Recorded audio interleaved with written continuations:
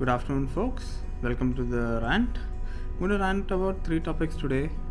One is about the Xiaomi electric car. As you know, Xiaomi is in development for an electric car from the past 5 years, and it is anticipated they will make a big announcement in August. They have pledged to invest $10 billion in electric vehicles, and the company founder Lei Jun is expected to unveil the prototype in August. This car is said to be designed by the HVST Automobile Design, which is the same company that designed the Maven concept car for Volkswagen. There will be further road testing after the unveiling, and then a PR campaign will kick off. The car is supposed to be launched in late 2024.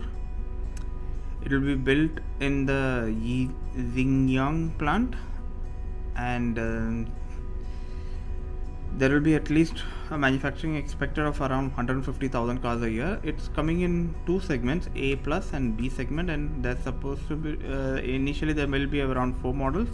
The pricing of the A plus range will be from around $22,000 to $30,000, and will support L2 driving, while the B plus will be around $30,000 to $45,000 and will support L3 autonomous driving.